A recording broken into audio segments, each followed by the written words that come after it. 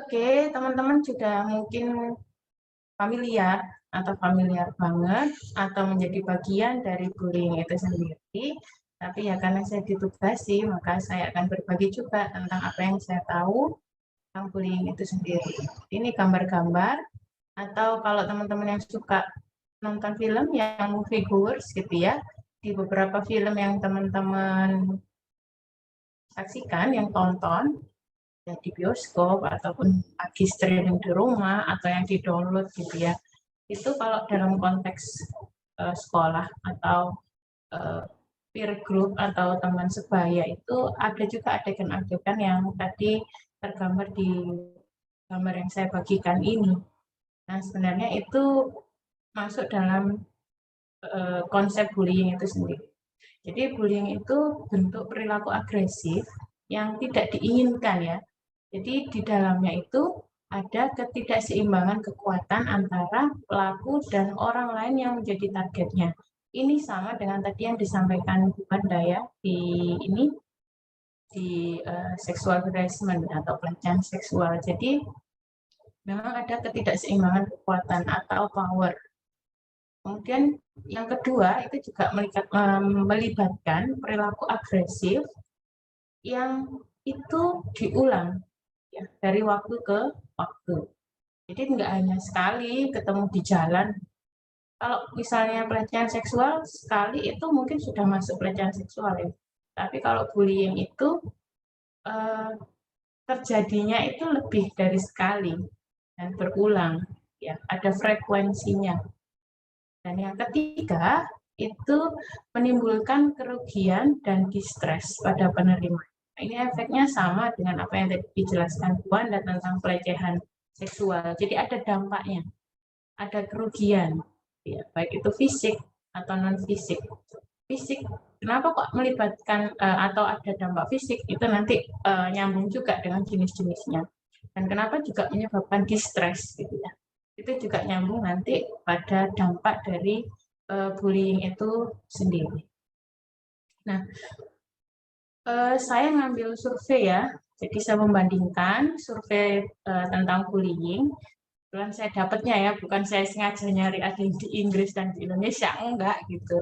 Kebetulan Bu Wanda itu NHC itu biasanya dari Amerika ya Bu Wanda. Kalau ini dari UK, dari Inggris, survei yang dilakukan oleh ini ya, Teach the Label, yang melibatkan sebenarnya survei awalnya itu kedua 20 sekian responden, tapi kemudian data yang diolah itu dari 13.000 sekian responden dan yang dijadikan peserta itu mereka yang usianya 12 sampai 18 tahun gitu.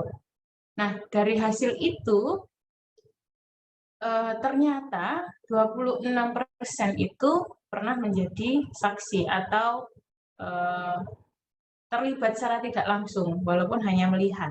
Kalau ini konsepnya dinamakan bystander ya. Kemudian 25% dari mereka itu pernah dibully. Dan 3%-nya pernah membuli.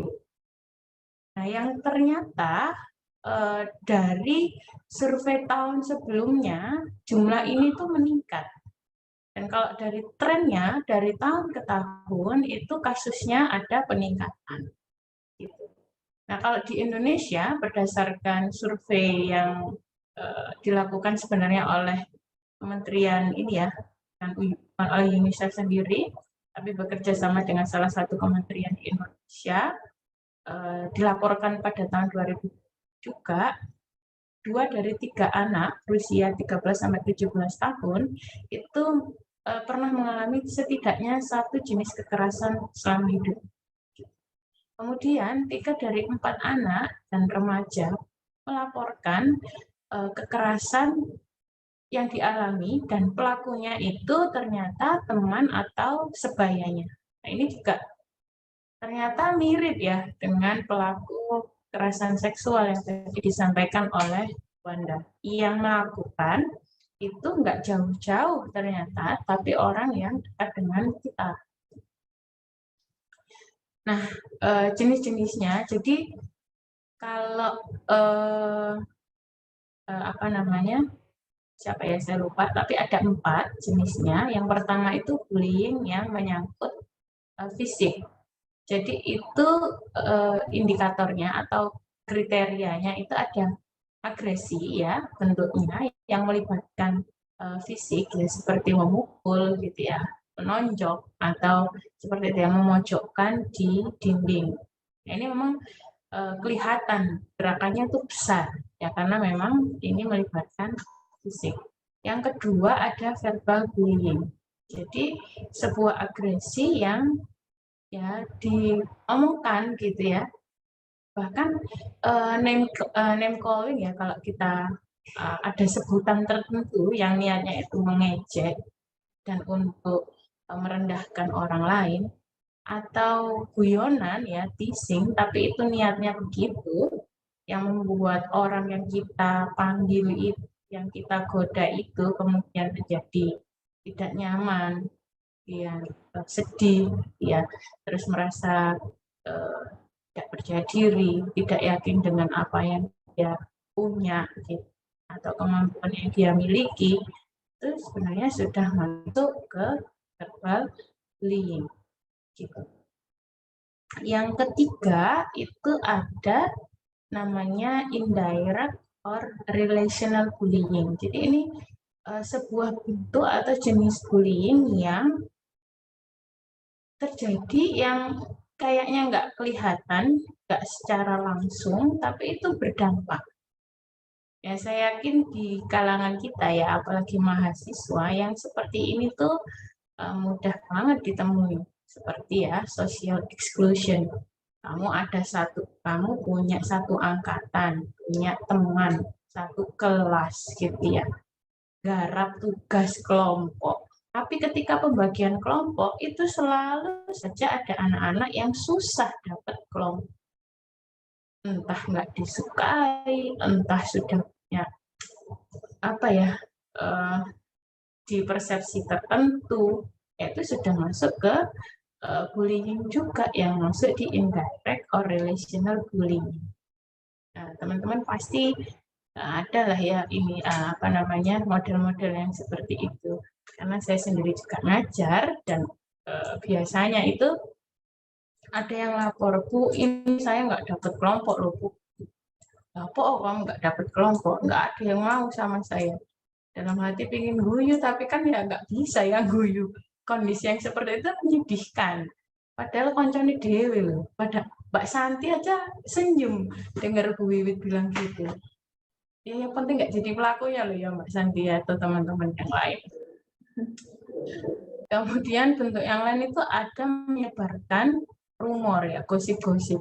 Padahal kayaknya ceritanya itu A gitu ya. Ternyata kemudian disampaikan, dibumbui, kan suka banget tuh yang model kayak gitu ya. Dibumbui, jadinya nggak cuma A kecil tapi A besar yang awalnya fontnya 8 gitu ya, jadi fontnya 100, di bold gitu, diwarnai yang jreng. Nah itu termasuk yang menyebarkan rumor dan sengaja meninggalkan orang lain gitu ya, sengaja ditinggal, ayo ditinggal Wis Jarno, gak usah diajak dengan sengaja, padahal si temanmu itu tahu misalnya kalian berencana untuk makan atau nggarap tugas di mana gitu, dan dia tuh ada di situ, di ruangan itu ada, dengar apa yang Mbok sampaikan gitu, dan ya bisa jadi bagian kalian untuk main itu, untuk pergi ke tempat untuk kongko dan garap tugas bareng ngasih. Lah kok nggak Mbok ajak? Nah itu juga masuk di indirect or relational bullying. Ya gitu ya. Jangan langsung merasa, wah kayaknya gitu deh. Ya bisa jadi begitu sih. Gitu. Yang terakhir ya itu cyberbullying. Ini tadi juga sempat ya disampaikan Wanda. Nah, memang ada sekarang, dan kalau teman-teman lihat ya, saya yakin kayak teman-teman pasti ada yang follow Instagram Lambe Turah. Nah di situ kalau kalian baca komen ya, saya itu kalau follow Instagram tertentu itu yang saya baca bukan niat baca caption atau gambarnya, enggak. Kadang itu baca komen-komennya. Ya, sebenarnya dari situ kita bisa lihat dan bisa terheran-heran ya, kok bisa padahal nggak kenal, padahal nggak tahu gitu ya, tapi bisa menyampaikan sesuatu yang kalau kita batin itu kok jahat sih wong iki, kok iso sih ngomong kayak gini, kayak gitu. Tapi ini lebih ke sebaya ya, dan bahkan kalau saya ngobrol ya dengan kakak saya yang tinggal di luar negeri, itu ada yang namanya cancel culture, jadi budaya cancel. Kalau ada suatu figur, gitu ya, suatu figur kemudian dia itu terangkat, terkenal, menjadi viral di media sosial, tapi tidak diterima oleh warga yang tergabung dalam netizen itu tuh bisa digagalkan. Mau nggak mau aku dengan orang itu, kami nggak mau dengan karakter orang yang seperti itu ada di luar negeri yang namanya cancel culture, budaya untuk apa ya, menggagalkan, budaya untuk menolak orang dengan karakter tertentu dan disampaikan dengan tugas, dengan kalimat-kalimat yang kok jahat sih, gitu. Itu ada. Dan kita juga mungkin menemui dalam kehidupan sehari-hari. Nah, ini prevalensinya. Ini saya dapatkan datanya dari survei yang awal tadi, yang di UK itu tadi. Nah, kan ternyata yang paling banyak terjadi itu memang social exclusion. Jadi kita itu dengan sengaja gitu ya, nggak melibatkan orang yang memang harusnya terlibat. Hanya karena kita nggak suka gayanya, kita nggak suka penampilannya, kita nggak suka cara pikirnya, apa namanya, kita nggak cocok kalau ada dia itu langsung A sampai Z. Nah, ini yang kita lakukan. Yang kedua itu ada yang paling banyak terjadi, ada verbal bullying. Dilanjutkan dengan apa yang teman-teman lihat di sini, ada rumor, intimidasi, dan itu pun masuk di dalam, sebagian besar ini masuk di dalam indirect atau relational bullying. Nah, di dalam bullying sendiri itu sebenarnya tidak hanya ada dua ya, tidak hanya ada bully atau pelaku dan victim atau orang yang menjadi target, tapi sebenarnya ada yang namanya bystander. Nah, ini yang perlu teman-teman tahu, bahwa ternyata kalau kita mengabadikan, baik secara langsung melalui gambar, video, atau secara tidak langsung dengan menceritakan ulang apa yang teman-teman lihat, atau sebaliknya terlibat tanpa bisa berbuat apa-apa, ingin melakukan sesuatu tapi tidak mampu, nah itu sebenarnya juga sangat berpengaruh bagi kita yang menjadi bystander. Tidak hanya yang bully, tidak hanya yang victim, tapi juga mereka yang jadi bystander. Nah, kenapa ya kok bisa terjadi seperti itu? Jadi kalau kita pakai pendekatan biopsikososial, ya, pendekatan biologis, psikologis, dan sosial, itu ada yang menyebabkan itu. Untuk faktor biologis, faktor gender itu berpengaruh. Ya, berdasarkan riset yang sudah ada, kalau teman-teman baca riset tentang agresi, itu memang laki-laki akan lebih banyak melakukan agresi daripada perempuan. Tapi bisa jadi ya, tapi saya belum bisa menemukan, ternyata perempuan juga bisa jadi pelaku bullying walaupun bentuknya bukan sesuatu yang besar gitu ya, seperti fisik. Yo bayangno kita bertengkar ya gak mungkin lah ya, paling bertengkar kalau yang ada di episode yang kita pernah lihat di video-video itu ya paling jambak-jambakan gitu ya, astaga gitu ya. Bahkan fisik itu ya paling apa ya, mana ya, jewet ya, menampar ya, Apakah terasa familiar Wanda ya? Namparnya gitu-gitu. Itu tuh sangat mungkin terjadi. Tapi ingat ya, konsep bullying tadi harus dipegang. Perilaku agresif yang tidak diinginkan, yang ada imbalance power. Ya, tapi kalau jumbu-jumbuan sama teman sendiri, tapi setelah jumbuan terus saling menyayangi ya beda. Itu namanya bukan bullying, itu bentuk kasih sayang aja. Love language kan gitu ya kira-kira. Kemudian yang kedua, yang masuk faktor biologis itu ada genetik.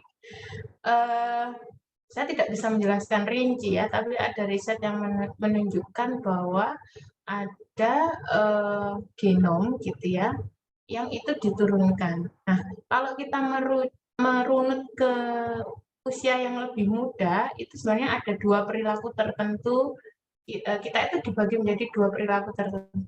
Perilaku externalizing ya, perilaku yang cenderungnya itu keluar. Nah, ini yang cenderung menjadi bully atau orang yang membuli.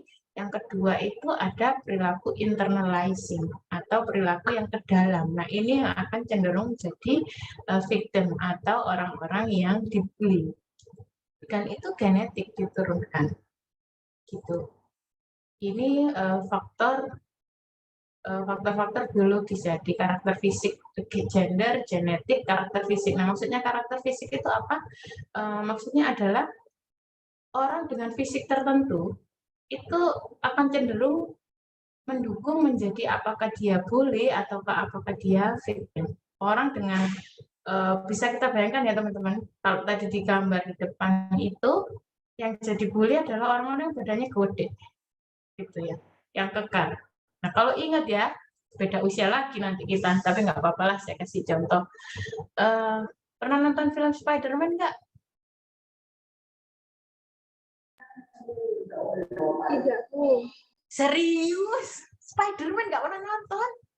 Ya, tidak pernah, Bu. Ya nggak apa-apa lah. Soalnya ini Spider-Man-nya yang lama ya, yang masih Tobey Maguire itu. Wanda tahu nggak ya? Yang itu, oh ya seusia berarti ya. Alhamdulillah ada yang masih. Saya taunya yang baru-baru Bu Wiwit, Spider-Man. Yang Tom Holland itu ya? Iya, yang Tom Holland sekarang ya. Aduh. Oh enggak, ya, yang baru kan semua Spider-Man-nya keluar kok Bu Wiwit. Jadi, oh iya ya ada contohnya. Tapi di film yang lama itu ketahuan sekali bedanya si Spider-Man ini. Siapa yang namanya Spider-Man itu? Siapa ya? Siapa ya Wanda? Spider-Man itu namanya itu?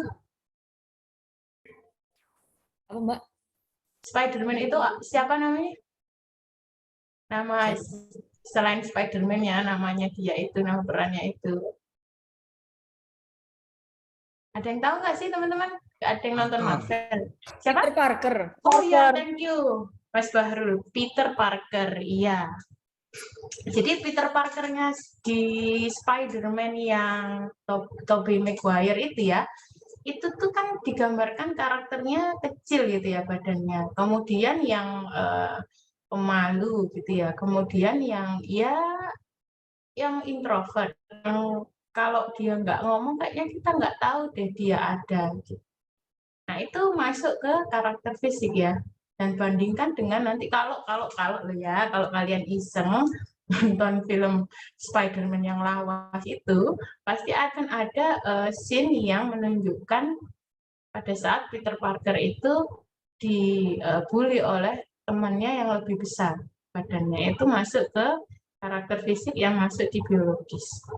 Nanti saya betulkan ya tulisan di sini supaya teman-teman tahu yang biologis itu apa, yang psikologis apa, dan yang sosial itu apa. Saya ini kurang pas saja.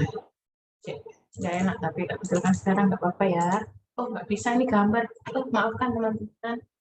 Tak betul. Kayak PHP. Enggak PHP. Kemudian dari faktor psikologis itu ada ini keterampilan sosial. Jadi seseorang yang terampil secara sosial gitu ya, malah itu memiliki ini ya memiliki karakter positif tertentu itu berpotensi menjadi bully. Misalnya orang yang dominan, ya, dia terampil komunikasinya, terampil persuasinya, mempengaruhi orang lain gitu ya. Itu kemudian terampil memahami situasi sosial, itu juga memiliki peluang menjadi bully lebih besar. Nah, sebaliknya, ketika mereka yang kurang terampil memahami dirinya, kurang terampil untuk sosialnya, berkomunikasinya susah, meyakinkan orang lain susah. Nah, ini yang berpotensi menjadi target. Kemudian yang kedua ada sikap.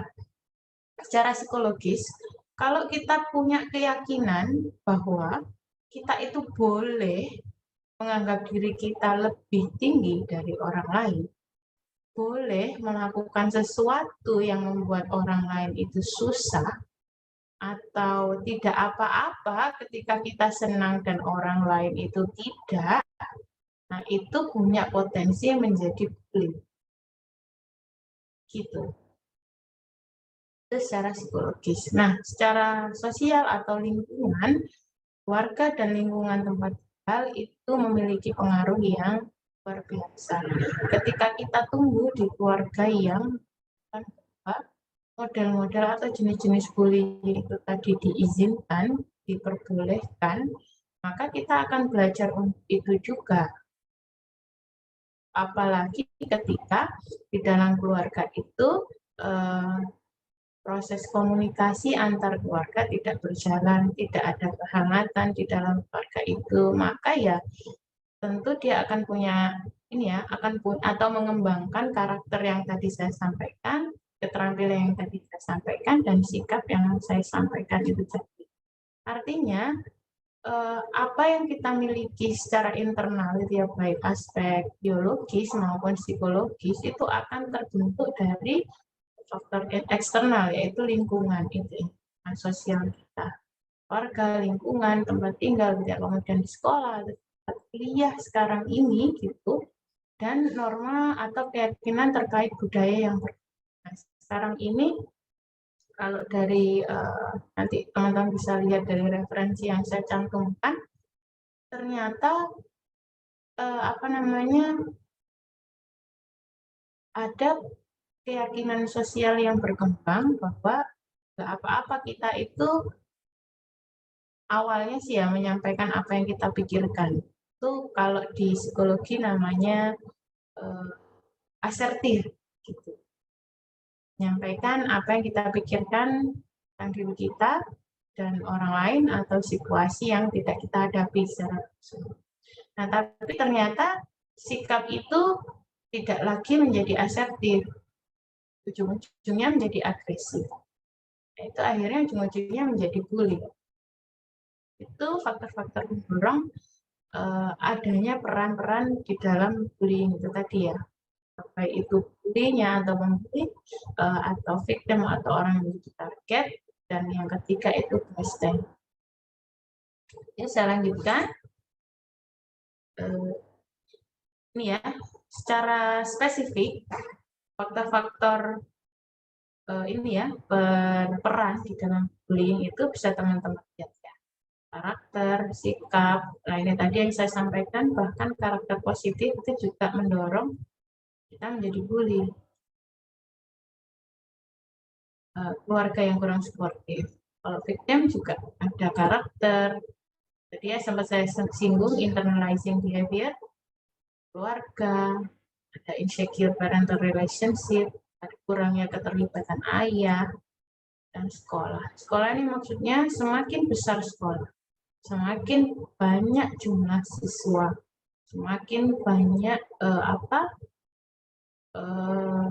orang yang terlibat di dalam satu instansi, tapi minim pengawasan, misalnya guru satu kelas dengan jumlah yang besar, akhirnya minim pengawasan, akhirnya itu akan mendorong terjadinya bullying karena nggak ada yang mengingatkan, karena nggak ada yang aware dengan ini. Nah, ini sampai ke bullying dan kesehatan mental. Tapi saya izin minum dulu ya. Baik, Bu. Silakan. Sangat sebentar sih minum. Oke, saya lanjutkan. Kaitannya dengan kesehatan mental tentu saja walaupun ya tadi kalau di TOR yang diminta itu kan generasi milenial ya. Teman-teman ini masuk generasi milenial apa generasi yang lain sih?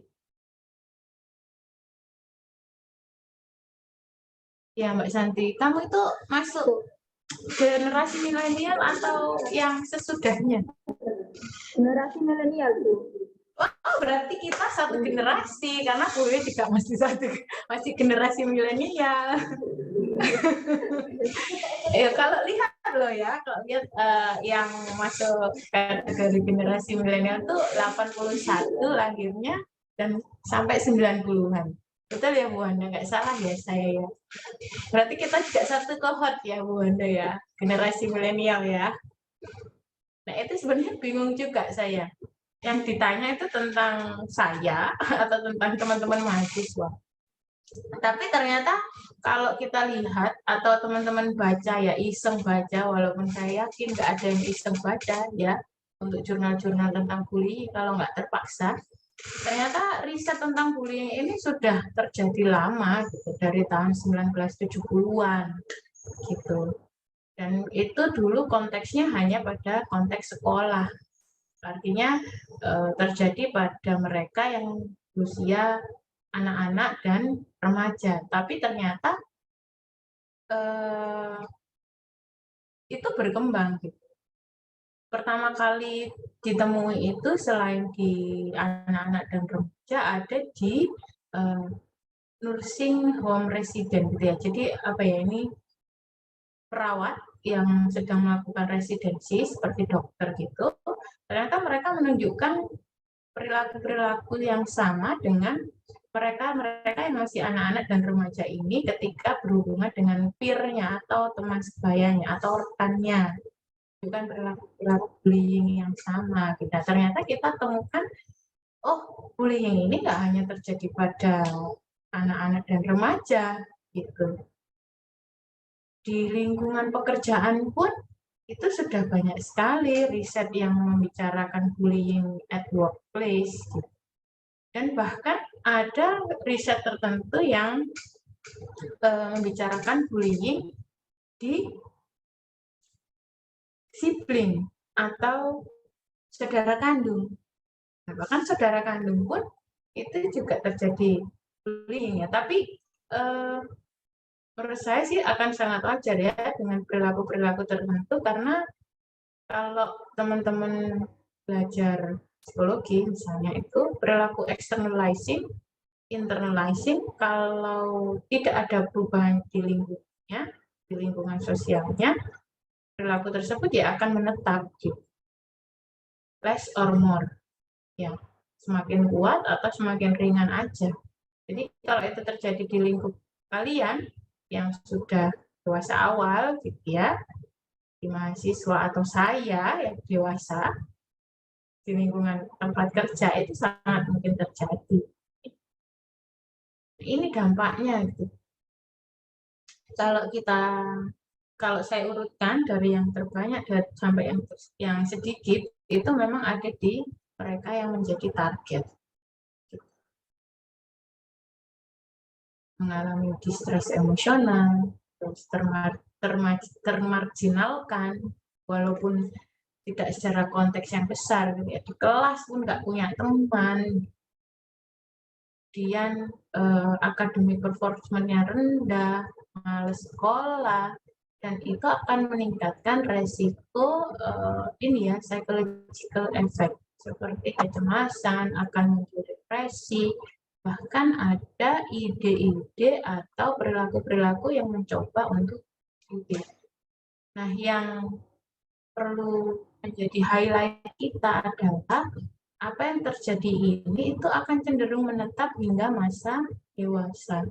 Jadi ketika kamu misalnya menjadi bully dan pada saat kamu mungkin remaja, apa yang kamu lakukan kepada temanmu itu dampaknya tidak hanya pada saat itu akan berlanjut. Kita nggak ngerti bomnya bomnya itu meletus pada saat mereka umur berapa. Tapi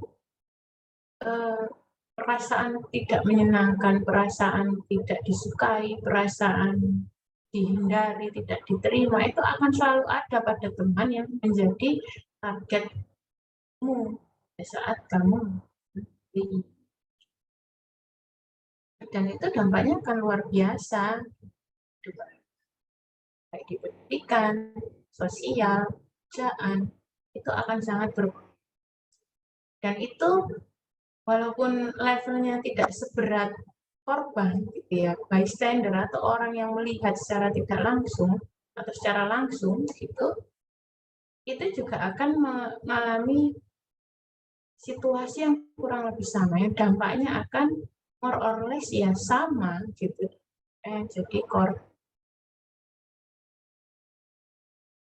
Bahkan ketika tidak melihat langsung, tetapi ketika kamu menceritakan kembali, misalnya kamu jadi bystander yang melihat itu, kamu menceritakan kembali situasi itu, kamu menambahkan nuansa emosimu yang ketakutan, misalnya kamu kemudian menceritakan peristiwa kemungkinan-kemungkinan yang akan terjadi dengan situasi itu, dengan nuansa emosi yang negatif, kamu ceritakan pada orang lain, itu juga akan dipelajari oleh mereka. Itu dampaknya luar biasa.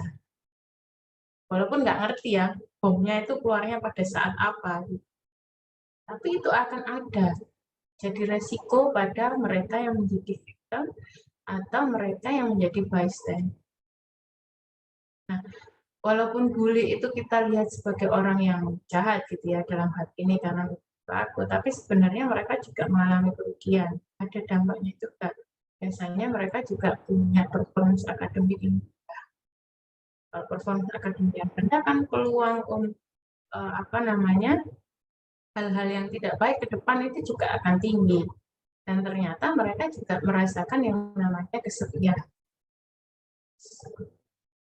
Nah, kalau saya, dan ini juga banyak ada di riset gitu ya, salah satu hal, saya tidak berbicara tentang sistem, yang tadi saya tanyakan ke Bu Wanda ya, nanti jangan ditanya ya Bu Wanda ya, tentang sistem yang mungkin bisa kita lakukan, enggak, tapi saya mendorong secara pribadi kepada teman-teman gitu ya, sebagai seorang mahasiswa, sebagai seorang individu, carilah teman dekat. Kalau teman-teman baca hasil riset itu ya, punya best friend, itu akan sangat membantu sekali teman-teman coping dengan situasi-situasi yang tidak menyenangkan ini, yang sangat mungkin akan terjadi di dalam relasi kita dengan orang lain. Kalau kamu punya teman dekat, masih kamu nggak direken sampai konco sak kelas masih gak ngurus. Kan kita sudah cukup punya sudah merasakan perasaan diterima, perasaan disayangi oleh teman dekat itu. Termasuk teman dekat saya ini ya Bu Wanda ini gitu. Lebih-lebih ya. Enggak, artinya itu perlu teman-teman pikirkan betul-betul. Ini teman dekat itu sebuah sumber daya psikologis yang luar biasa. Kamu nggak perlu punya banyak teman, nggak perlu jadi famous gitu ya. Kamu punya 1-10 teman dekat yang kalau kamu kontak itu bisa langsung ada. Yang kalau kamu nangis itu juga ikut merasakan. Yang kalau kamu happy juga ikut happy. Itu sudah lebih dari cukup. Dan punya teman dekat itu diusahakan, ya. Tidak datang dengan sendirinya, karena yang namanya relasi itu mutual gitu ya. Kalau kamu sayang ya kamu akan disayang, kalau kamu respect ya kamu akan mendapatkan hal sama. Meluangkan waktu, kamu juga akan mendapatkan waktu dari temanmu. Jadi punya sumber daya psikologis itu ya harus diusahakan, gitu. Termasuk untuk memiliki teman dekat. Karena kamu tahu bahwa ternyata punya teman dekat itu benefitnya luar biasa, ya nggak apa-apalah kita lakukan. kita usahakan. Termasuk ketika teman-teman hima manajemen saya tuh ada teman satu lagi ya, ada psikolog satu lagi nggak ya yang bisa jadi pemateri, langsung ini kontak aja Bu Wanda pasti mau gitu. Ya supaya apa ya? Supaya menciptakan ini kalau Bu Wanda bilang itu menciptakan panggung bersama ya. Nggak mungkin kan kita nunggu orang lain undang kita berdua barengan. Nggak mungkin ya. Ya udah kita ciptakan aja. Nah, dapat apa Bu Wiwit dari sepanggung dengan Bu Wanda? Loh, supaya Bu Wanda tahu kalau saya itu perhatian sama Bu Wanda gitu loh. Habis ini nggak tahu ya apa aja Bu Wanda sama saya. Oke, itu ya teman-teman. Nah, yang bisa kita lakukan kalau punya kesempatan, yang pertama ya, kesempatan untuk doing atau berbuat sesuatu, lakukanlah yang baik aja. Kalau memang dampak dari yang apa kamu lakukan itu merugikan orang lain, gimana caranya dampaknya tidak seperti itu. Kalau kamu punya kesempatan untuk berbicara, menyampaikan suara, ide, atau gagasan, sampaikan hanya untuk yang membangun, yang walaupun tidak menyenangkan orang lain, tapi itu baik. Dan kalau kamu punya kesempatan melakukan keduanya, tapi kamu tidak bisa melakukan yang baik, ya sudah diem aja. Nggak usah melakukan apa-apa kalau memang dampaknya itu luar biasa buat orang lain, luar biasa menyedihkan. Gitu. Kalau saya secara individu, saya mendorong teman-teman mahasiswa untuk seperti itu, karena ya hidupmu nggak di sini aja nanti.